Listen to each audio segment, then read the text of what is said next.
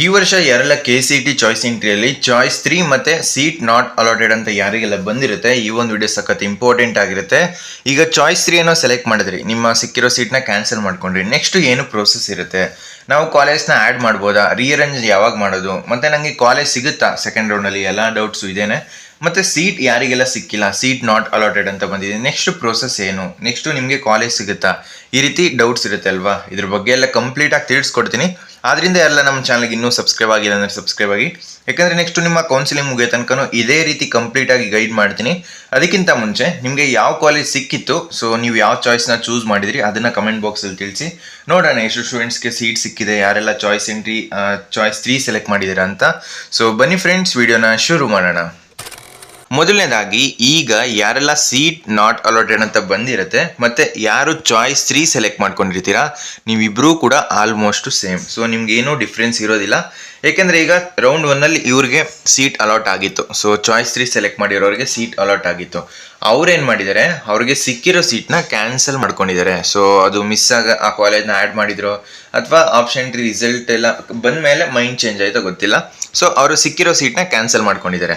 Next seat allotted ಅಂತ ಬಂದಿರುತ್ತೆ. So ನಿಮಗೆ ಯಾವುದೇ ರೀತಿ ಸೀಟ್ ಅಲಾಟ್ ಆಗಿಲ್ಲ, ಬಟ್ ಸೆಕೆಂಡ್ ರೌಂಡಲ್ಲಿ ನಿಮಗೆ ಸೀಟ್ ಸಿಗೋ ಚಾನ್ಸಸ್ ಇದೆ. ಸೊ ಇವಾಗ ಏನಾಯಿತು, ಇಬ್ಬರೂ ಕೂಡ ಸೇಮ್, ನಿಮಗೆ ಏನೂ ಡಿಫ್ರೆನ್ಸ್ ಇರೋದಿಲ್ಲ. ಸೊ ನಿಮ್ಮ ಹತ್ರನೂ ಯಾವುದೇ ರೀತಿ ಈಗ ಸಿಕ್ಕಿರೋ ಸೀಟು ಓಲ್ಡಲ್ಲಿ ಇರೋದಿಲ್ಲ, ನಿಮಗೆ ಸೀಟೇ ಸಿಕ್ಕಿಲ್ಲ. ಸೊ ಏನಾಯ್ತು, ಅವಾಗ ಎರಡೂ ಸೇಮ್ ಆಯಿತು. ನೀವು ಕೂಡ ಹೊಸ ಸೀಟ್ಗೆ ವೆಯ್ಟ್ ಮಾಡ್ತಾ ಇದ್ದೀರಾ, ಸೀಟ್ ನಾಟ್ ಅಲಾಟೆಡ್ ಅಂತ ಬಂದವರು ಕೂಡ ಹೊಸ ಸೀಟ್ಗೆ ವೆಯ್ಟ್ ಮಾಡ್ತಾ ಇದ್ದಾರೆ. ಈಗ ಸೀಟ್ ಯಾರಿಗೆಲ್ಲ ನಾಟ್ ಅಲಾಟೆಡ್ ಅಂತ ಬಂದಿರುತ್ತೆ, ನೀವು ಚಾಯ್ಸ್ ಎಂಟ್ರಿ ಮಾಡೋದಿಲ್ಲ. ಸೊ ಇದೊಂದು ಕ್ಲಾರಿಟಿ ಸಿಕ್ತು. ಈಗ ಸೀಟ್ ಸಿಕ್ಕಿ ಸೀಟ್ನ ಕ್ಯಾನ್ಸಲ್ ಮಾಡ್ಕೊಂಡಿದ್ದೀರಾ, ಸೊ ನೀವು ಫೀಸ್ ಪೇಮೆಂಟ್ ಮಾಡಬೇಕಂತ ಕೇಳ್ತಿರೋದು ಚಾಯ್ಸ್ 3 ಸೆಲೆಕ್ಟ್ ಮಾಡಿದವರು. ಯಾರೆಲ್ಲ ಈಗ ಚಾಯ್ಸ್ 3 ಸೆಲೆಕ್ಟ್ ಮಾಡಿದ್ದೀರಾ, ನೀವು ಫೀಸ್ ಪೇಮೆಂಟ್ ಮಾಡೋ ಅವಶ್ಯಕತೆ ಇಲ್ಲ. ಸೊ ಜಸ್ಟ್ ನೀವು ಚಾಯ್ಸ್ 3 ಸೆಲೆಕ್ಟ್ ಮಾಡಿದ್ದೀರಾ, ನಿಮಗೆ ಸಿಕ್ಕಿರೋ ಸೀಟ್ನ ಕ್ಯಾನ್ಸಲ್ ಮಾಡ್ಕೊಂಡಿದ್ದೀರಾ. ನೆಕ್ಸ್ಟು ರೀಅರೇಂಜ್ ಮಾಡ್ಬೋದಾ? ಸೊ ಖಂಡಿತ ನೀವು ರೀಅರೇಂಜ್ ಮಾಡ್ಬೋದು. ಸೊ ನಿಮಗೆ ಸಿಕ್ಕಿರುತ್ತಲ್ಲ ಕಾಲೇಜು, ಆ ಒಂದು ಕಾಲೇಜ್ ಮಾತ್ರ ಡಿಲೀಟ್ ಆಗಿರುತ್ತೆ. ನೆಕ್ಸ್ಟು ಅದ್ರ ಮೇಲ್ಗಡೆ ಇರೋದು ಅದ್ರ ಕೆಳಗಡೆ ಇರೋದೆಲ್ಲ ನಿಮ್ಮ ನೆಕ್ಸ್ಟು ಸೆಕೆಂಡ್ ರೌಂಡ್ ಕ್ಯಾರಿ ಆಗುತ್ತೆ, ಓಕೆನಾ. ಸೊ ನೀವು ರೀಅರೇಂಜು ಆರಾಮಾಗಿ ಮಾಡ್ಕೋಬೋದು. ಮೇಲ್ಗಡೆ ಇರೋದನ್ನ ಫಸ್ಟ್ ಪ್ಲೇಸ್ಗೆ ಹಾಕ್ಬೋದು. ಅಕಸ್ಮಾತ್ ನಿಮ್ಗೆ ಯಾವ್ದಾದ್ರು ಕಾಲೇಜ್ ಬೇಡ ಅಂತ ಹೇಳಿದ್ರೆ ಅದನ್ನ ಡಿಲೀಟ್ ಮಾಡ್ಬೋದು, ಓಕೆನಾ. ಸೊ ಡಿಲೀಟಿಂಗು ಈಸಿಯಾಗಿ ಮಾಡ್ಕೋಬೋದು. ನಿಮ್ಗೆ ಯಾವ ಕಾಲೇಜ್ ಬೇಡ ಅದನ್ನ ಡಿಲೀಟ್ ಮಾಡ್ಕೋಬೋದು, ಬಟ್ ಕೇರ್ಫುಲ್ ಆಗಿರಿ. ನೆಕ್ಸ್ಟು ಕಾಲೇಜ್ನ ಆ್ಯಡ್ ಮಾಡ್ಬೋದಾ? ನೀವು ಕಾಲೇಜ್ನ ಆ್ಯಡ್ ಮಾಡ್ಬೋದು. ಯಾವ ಕಾಲೇಜ್ ಅಂದರೆ ಮೆಡಿಕಲ್ ಸೀಟ್ಸ್ನ, ಓಕೆನಾ. ಈಗ ಇಂಜಿನಿಯರಿಂಗ್ ಸೀಟ್ಸು, ಈಗ ಸೀಟ್ ಮ್ಯಾಟ್ರಿಕ್ಸ್ ಎಲ್ಲ ರಿಲೀಸ್ ಆಗಿತ್ತು ಮುಂಚೆನೇ, ಆ ಕಾಲೇಜ್ನ ನೀವು ಆ್ಯಡ್ ಮಾಡೋದಕ್ಕಾಗಲ್ಲ. ಸೊ ಆಲ್ರೆಡಿ ನಿಮಗೆ ತುಂಬ ಟೈಮ್ ಕೊಟ್ಟಿದ್ರು. ಈಗ ಸೆಕೆಂಡ್ ರೌಂಡಲ್ಲಿ ನೀವೇನಿದ್ರು ಮೆಡಿಕಲ್ ಸೀಟ್ನ ಮಾತ್ರ ಆ್ಯಡ್ ಮಾಡೋದಕ್ಕಾಗೋದು, ಓಕೆನಾ.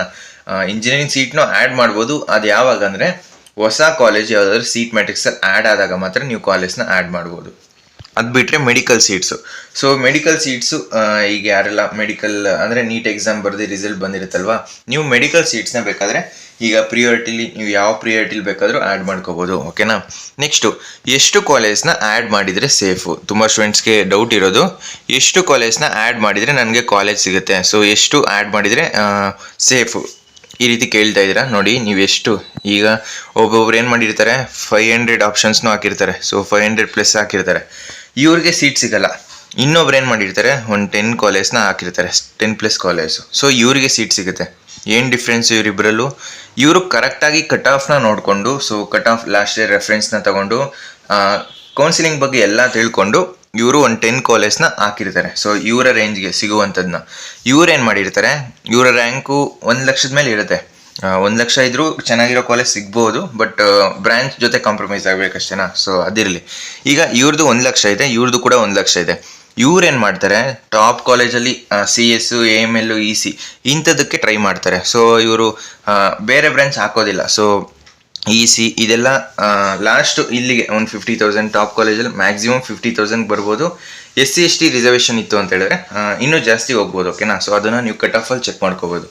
ಇವ್ರೇನು ಮಾಡಿದ್ದಾರೆ, ಸೊ ಇಷ್ಟ ಬಂದಿದ್ದ ಕಾಲೇಜ್ನ ಹಾಕಿದ್ದಾರೆ, ಬಟ್ ಇವ್ರಿಗೆ ಸಿಗುವಂಥದ್ದನ್ನ ಹಾಕಿಲ್ಲ. ಸೊ ನಾನು ಆಲ್ರೆಡಿ ಹೇಳಿದ್ದೀನಿ. ಸೊ ನಿಮಗೆ ಫಸ್ಟು ಟಫು, ಮತ್ತು ನೆಕ್ಸ್ಟು ನಿಮಗೆ ಸಿಗುವಂಥದ್ದು ಕೊನೆಯದಾಗಿ ಸೇಫರ್ ಸೈಜು. ನೀವು ಕಾಲೇಜ್ ಸಿಗಬೇಕು. ಈ ರೀತಿ ಹಾಕೊಂಡಾಗ ನಿಮಗೆ ಅಟ್ಲೀಸ್ಟ್ ಯಾವುದಾದ್ರೂ ಒಂದು ಕಾಲೇಜ್ ಸಿಗುತ್ತಾ. ಅಕಸ್ಮಾತ್ ನೀವೇನಾದರೂ ಈಗ ಏನು ಮಾಡಿದ್ದೀರಾ, ನಿಮಗೆ ಸಿಗದೇ ಇರೋ ಕಾಲೇಜ್ನ ಆ್ಯಡ್ ಮಾಡಿದರೆ, ಸೊ ನೆಕ್ಸ್ಟು ಕಷ್ಟ ಆಗ್ತಾ ಹೋಗುತ್ತೆ, ಓಕೆನಾ. ಇವರು 10+ ಕಾಲೇಜ್ನ ಆ್ಯಡ್ ಮಾಡಿದ್ದಾರೆ. ಇವ್ರು ಯಾವ ರೀತಿ ಆ್ಯಡ್ ಮಾಡಿದ್ದಾರೆ, ಫಸ್ಟ್ ಒಂದು ಈ ಕಾಲೇಜ್ ಏನು ಮಾಡಿದ್ದಾರೆ, ಇವ್ರಿಗೆ ಬೇಕಾಗಿರೋದು ಟಾಪ್ ಕಾಲೇಜ್ ಆಗಿದೆ. ಸೊ ಇವ್ರಿಗೆ ಸಿಗಲ್ಲ ಅಂತ ಗೊತ್ತಿದ್ರು ಕೂಡ ಇದನ್ನ ಟಾಪಲ್ಲಿ ಹಾಕಿದ್ದಾರೆ ಒಂದು 3 ಕಾಲೇಜು.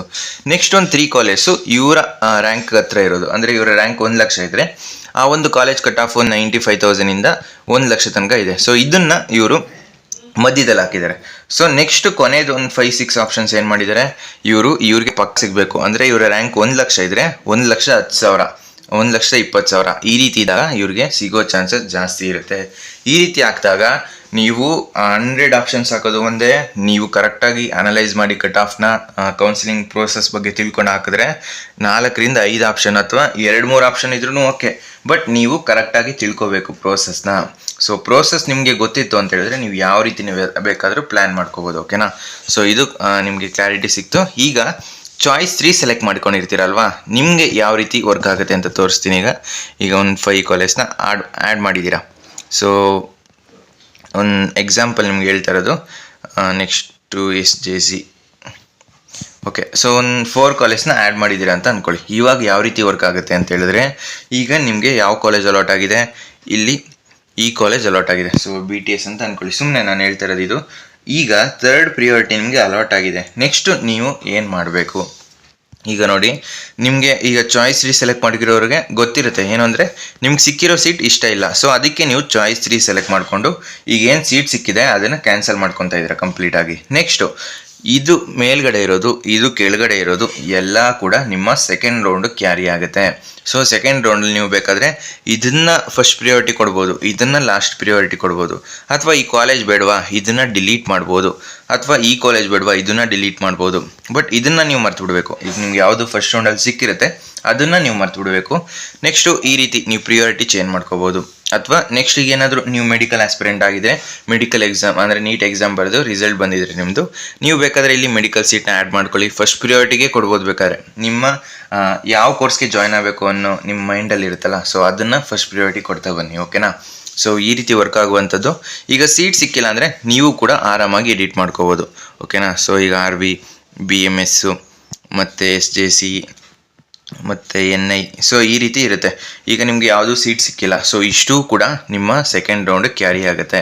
ಇದರಲ್ಲಿ ನೀವು ಯಾವುದೇ ರೀತಿ ಚಾಯ್ಸ್ ಎಂಟ್ರಿ ಮಾಡೋ ಅವಶ್ಯಕತೆ ಇಲ್ಲ. ಈಗ ಫಸ್ಟ್ ರೌಂಡಲ್ಲಿ ನಿಮ್ಗೆ ಸೀಟ್ ಸಿಕ್ಕಿಲ್ಲ ಅಂದರೆ ನೀವು ಚಾಯ್ಸ್ ಎಂಟ್ರಿ ಮಾಡೋ ಅವಶ್ಯಕತೆ ಇಲ್ಲ. ಬಟ್ ನೆಕ್ಸ್ಟು ನೀವು ಆಪ್ಷನ್ ಎಂಟ್ರಿ ಎಡಿಟ್ ಮಾಡೋದಕ್ಕೆ ಚಾನ್ಸ್ ಕೊಡ್ತಾರಲ್ವಾ, ಆವಾಗ ಸೇವ್ ಆ್ಯಂಡ್ ಸಬ್ಮಿಟ್ ಅಂತ ಒಂದು ಆಪ್ಷನ್ ಇರುತ್ತೆ. ಸೊ ಅದನ್ನು ಕಂಪಲ್ಸರಿ ಎಲ್ಲರೂ ಕೂಡ ಮಾಡಲೇಬೇಕು. ಆವಾಗ ನಿಮ್ಮ ಆಪ್ಷನ್ ಸೇವ್ ಆಗುತ್ತೆ.